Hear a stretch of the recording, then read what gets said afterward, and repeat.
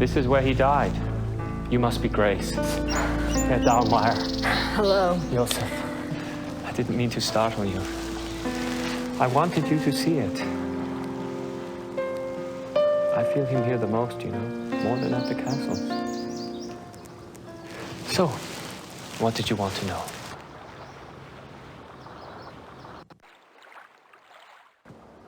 Professor Barclay says your hobby is Ludwig. Yes. He was the last real king that Bavaria had. As a Bavarian and a history buff, well, that's enough to hook me right there. But there's more, right? He was a romantic, you know. A dreamer. And he was misunderstood, maligned. Sounds like you can relate. Me? Hell, I have it easy. At least I live in the 1990s. And not every eye in the country is on me. But yes, I can relate.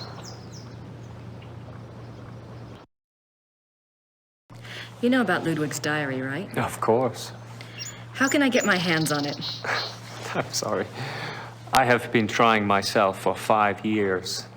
They keep it locked up tight in the Royal Archives and they don't let it out. They must think it contains things that will hurt his image. They won't let anyone see it, not ever? Only one person outside of the government ever got to see it, a biographer, Sir Richmond Chapel. He had friends among the German royals and they let him look at it. Did you ever try to contact Chapel, pick his brain? No, and I don't believe I never thought of that. If you do and you find out anything, you must share. It's a promise.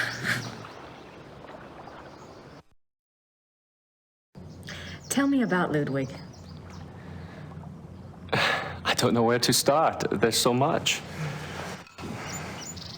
Politically, the most significant thing about Ludwig II was that he signed over independent Bavarian statehood to Prussia in 1870.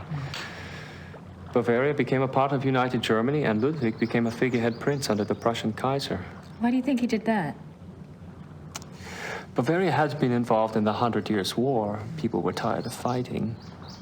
Prussia's push to unite the German states made some amount of sense.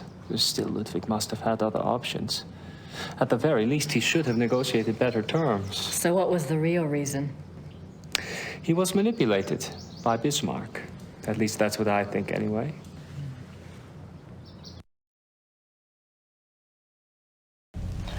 What about Ludwig personally? You'll find two perspectives on Ludwig. The view the tourists get is the romantic ideal, Ludwig the tormented loner. Then there is the historian's point of view. Ludwig was plagued with guilt over his sexual orientation and was driven mad with self-loathing. But I take it you're not buying either point of view. Well, it's all too convenient, isn't it? That he was a devout Catholic, there is no question, and I'm sure there were pressures on him to be normal. But he was no prude. He loved Byron. Yes. Philosophy, the French court. If anything, Ludwig was too much an egomaniac. He didn't give a damn what anyone thought. And besides, he didn't try to hide any of his relationships. If he suffered from anything in his romantic life, it was disillusionment. No one loved him back as purely as he himself loved.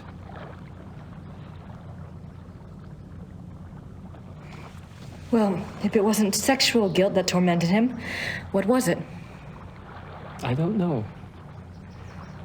His diary was filled with self-guilt, but I'm sure it's not about that. If I knew, I'd write my own book, set the record straight, so to speak.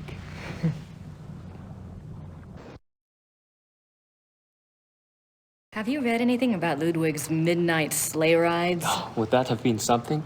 To be out at night and suddenly see him sweep by with his entourage? They say the night agitated Ludwig and that being outdoors and the rushing feeling of the sleigh calmed him down. Sometimes even the sleigh wasn't enough. He would stop in some remote woods, order his servants to stay put, and go wandering off by himself for hours. It drove the servants crazy.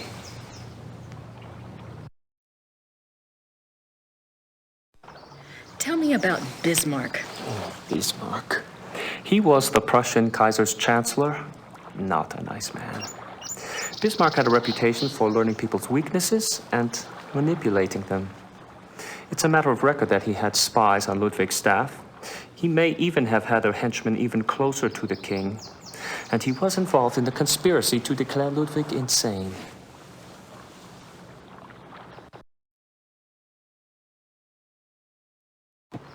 Did you find out anything about the Black Wolf? I did. I'd read about him before, but I hadn't realized that was who you were talking about. His name was Godin, Paul Godin. I found a reference to his being called the Black Wolf after you telephoned. I've never heard of him. Who was he? Godin lived on the fringes of the Prussian court. He was handsome, charming, dangerous, or so they say. He was variously rumored to have been a foreign prince, a Prussian spy, even an assassin. Since you were interested in him, I found out some things that are probably true. It said he came from abroad in the mid-1800s, but claimed high German blood. Do you know where he came from? No. And he was ruthlessly ambitious. He probably found out who held the power, Bismarck, and offered his services. Bismarck was a good judge of talent, of that sort anyway. What else do you know about Godin? He must have done something remarkable. Bismarck was not a generous man. He liked to string people along with promises, but rarely came through. He did for Godin, though. He gave him a royal title and lands in 1863. And that was the last reference I found to him. Well, how could he just disappear? It's not that unusual. Back then, when you were given a title, you usually changed your name and moved to a place where no one knew your past, so you could act with impunity. Or be a pompous ass and get away with it.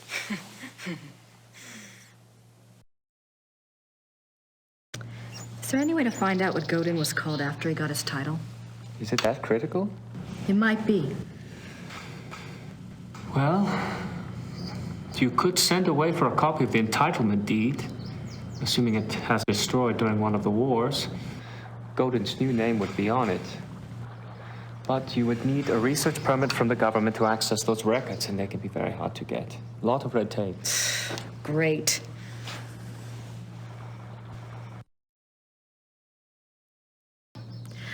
What do you know about Ludwig's hunting accident? A couple of years ago, I was introduced to this great old man, a real old-world farmer. Well, his grandfather was Richard Horning, Ludwig's equestrian. Oh, he told some great Ludwig stories. Sometimes I get lucky. Anyway, he said that after the hunting accident, Ludwig got terribly ill, that he had a fever and was acting crazy. They were afraid that the wolf had been carrying a disease or that the bite had gone septic. A wolf bit him? Yeah, it's not so unusual. There were a lot of wolves in the Alps back then. The servants were really worried, but Ludwig recovered, physically anyway. Horning's grandfather said it was the fever that broke Ludwig's mind, that he was worse than ever after that.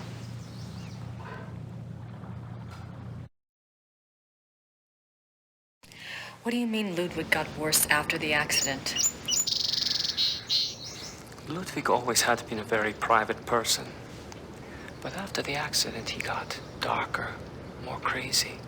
Towards the end, he was even forcing his servants to enter his chambers bent over so they couldn't see his face. Horning's grandfather said his temper was fearsome. He would fly into a rage at the least mistake. Must have been terrified of him. Yes, well. Horning's grandfather felt sorry for Ludwig, and Ludwig hated his own violence. He was always giving gifts to his servants to apologize.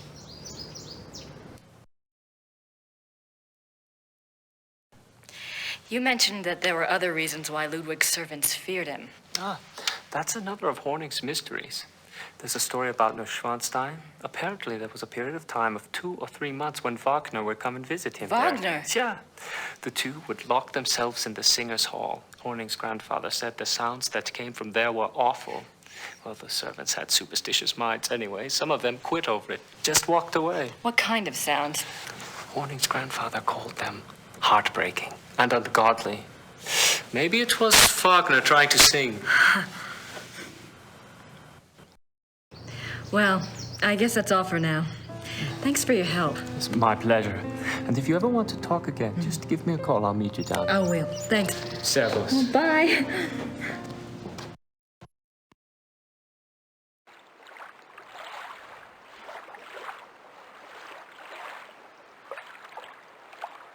I wonder what it felt like under there.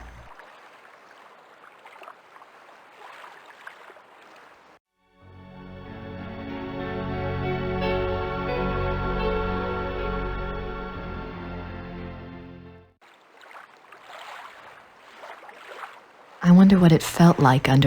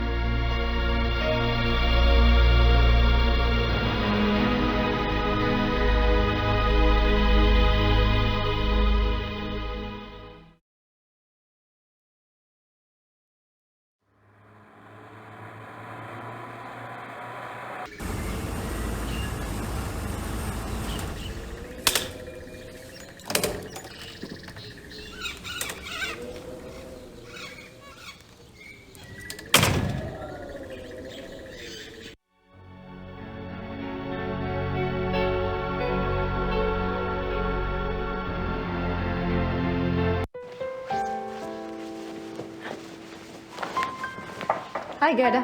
I'm back. Good.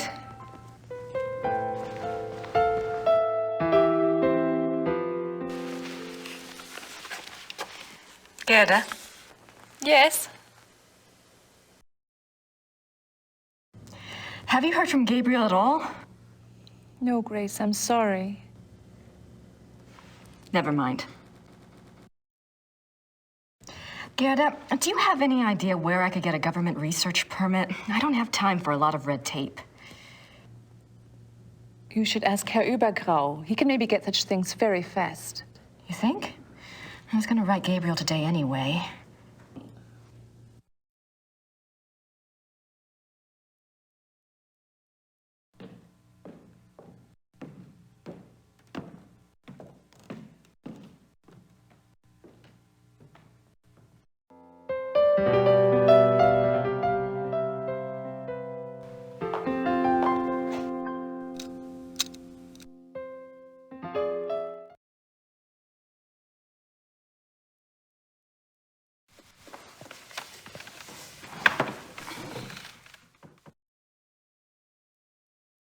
I should get a letter off to Gabriel.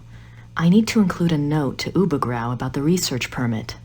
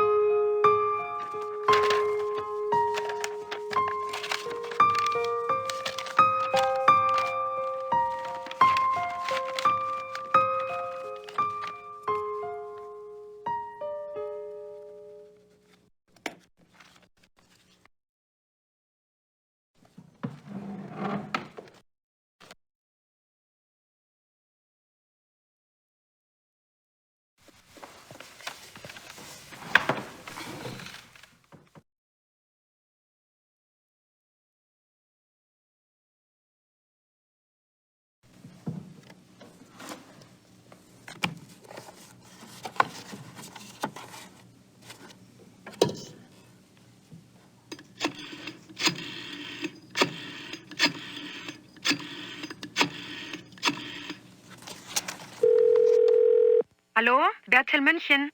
Hi, I have a book of yours on Ludwig II. The author's name is Sir Richmond Chapel. Yes, how can I help you? Well, I'm doing some research on Ludwig, and I was hoping you could get me in contact with the author. I'm afraid Sir Richmond Chapel is deceased. Oh. However, his son is living. Oh. Well, is there any way you can put me in touch with him? And who are you doing this research for? Well, I'm working with Professor Barkley from Yale University. All right. Thomas Chapel's number in England is 41 20 555 771. Thank you very much. I appreciate it. You're welcome. Goodbye. Bye.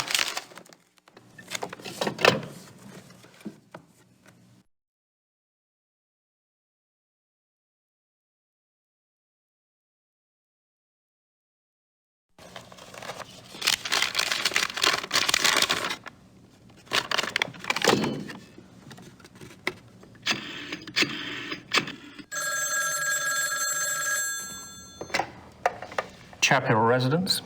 Hi, my name is Grace Nakimura. I'm calling from Rittersburg, Germany. Is Thomas Chappell there, please? Speaking. What may I do for you, Miss Nakimura? This is gonna sound crazy, but I have a copy of your father's biography on Ludwig II. I understand he had access to Ludwig's diary. Yes. Well, oh God, I'm not even sure. He didn't make a copy of it or anything, did he? Or perhaps he took good notes? He wrote down a complete translation in English.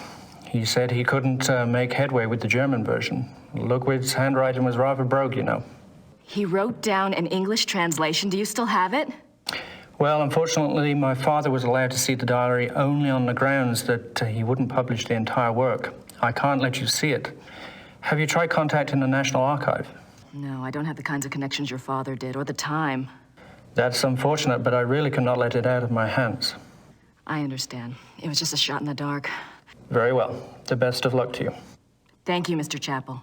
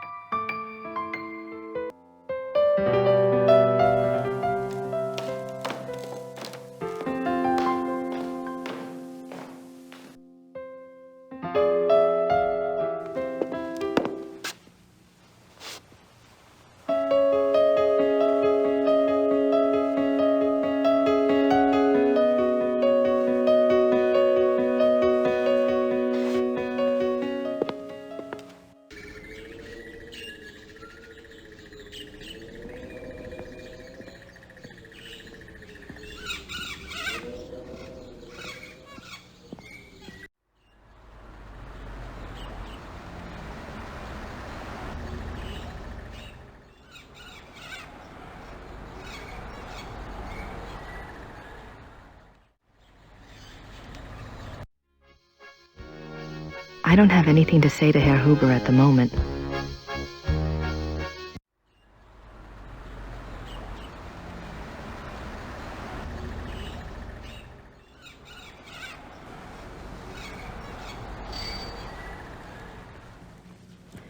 Grüß Gott, Frau Nakimura. Grüß Gott. Haben Sie etwas für mich? Nein, leider nicht. Brauchen Sie noch etwas?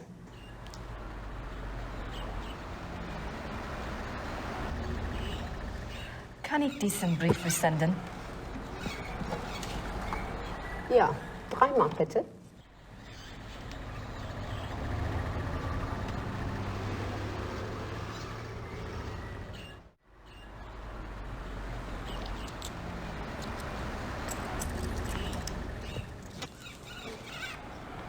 Dankeschön. Bitte sehr. Brauchen Sie noch etwas?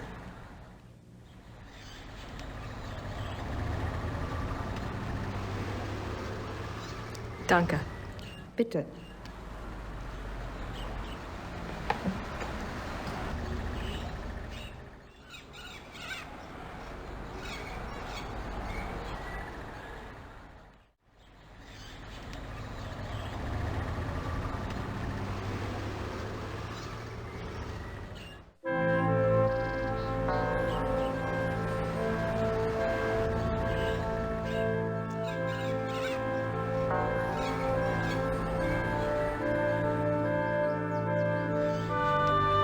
Gibt's das denn, die Lilien blühen schon? Sehr schön. Ja, aber es ist doch noch so kalt.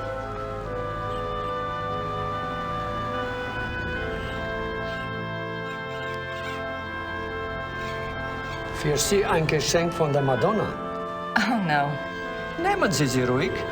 Heute Nacht wird es kalt und sie wird sowieso erfrieren.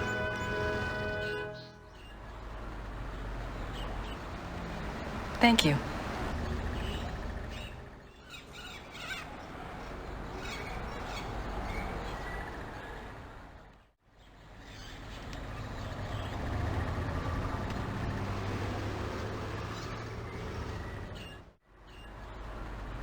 It was nice of Father Getz to give me one of the lilies. It was nice of Father Getz to give me one of the lilies.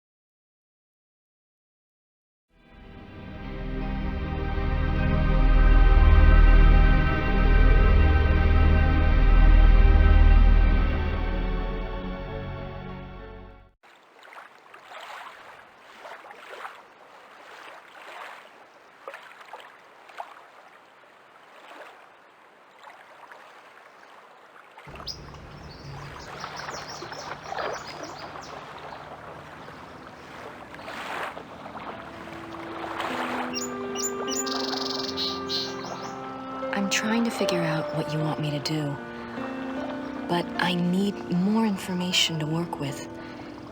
If you can send any my way, I'd appreciate it.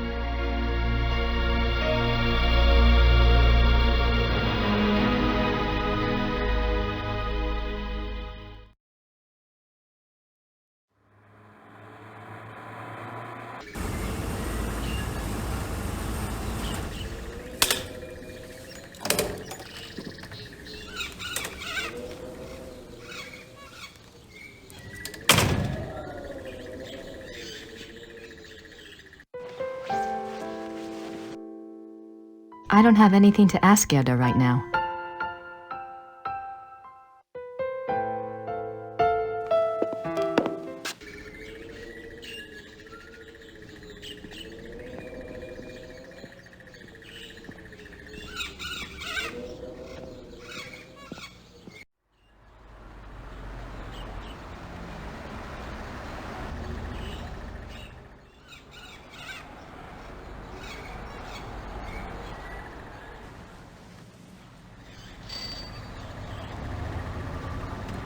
Grüß Gott, Frau Nakimura. Grüß Gott. Haben Sie etwas für mich? Nein, leider nicht. Brauchen Sie noch etwas?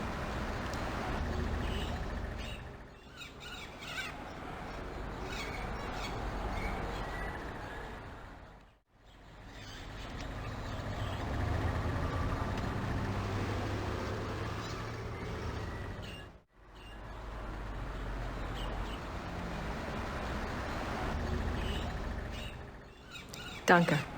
Bitte.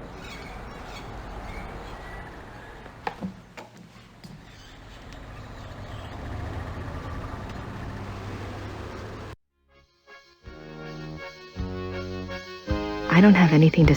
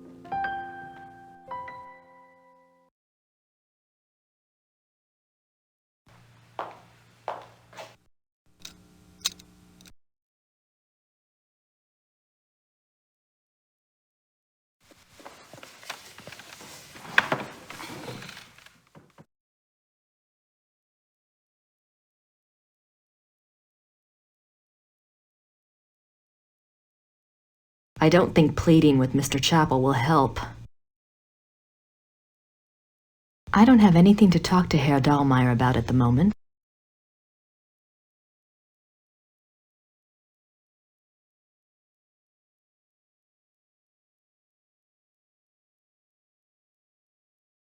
I don't want to bother Professor Barkley again.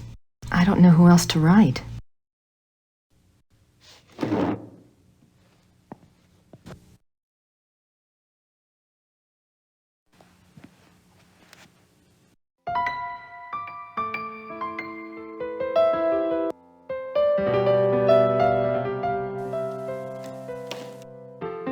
I don't have anything to ask Gerda right now.